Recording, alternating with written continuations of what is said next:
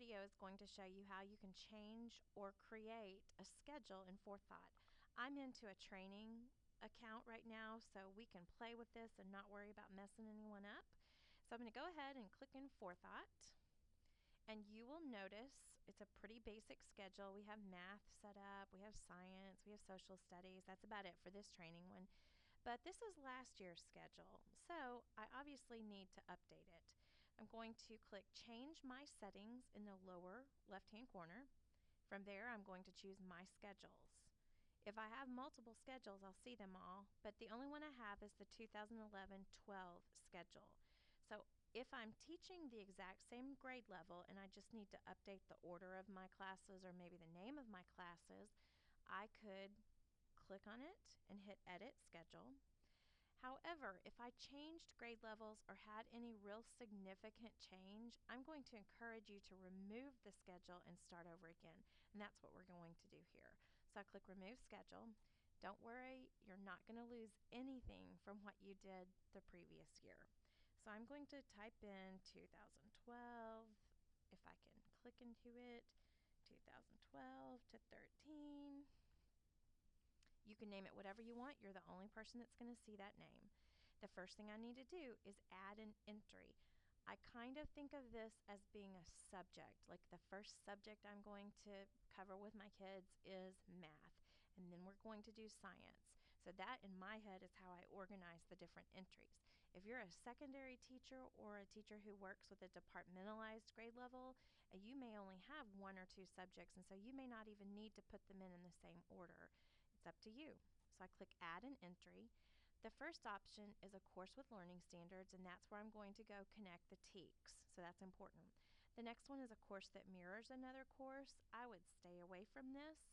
The time that's most beneficial is if you teach 4 math courses in a day and you do exactly the same thing, but my personal preference would be not even to mess with the mirror, just have it listed on your page once.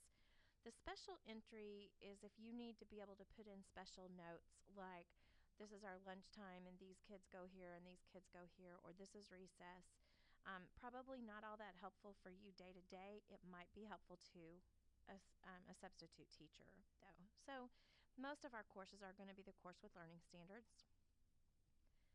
I'm going to go to my 3rd grade math. We'll say we're going to start with that. I click Next in the lower right hand corner. I can rename it here, so if I wanted to put in the time of day I was going to be covering math just to kind of help me keep a schedule, that's fine, but it's not necessary.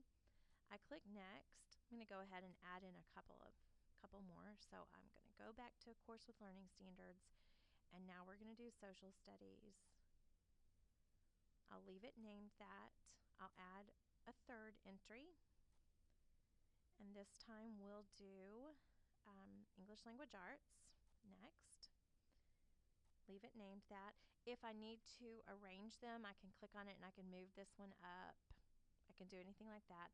Once I have it the way I want it, I go ahead and hit Next in the lower right hand corner.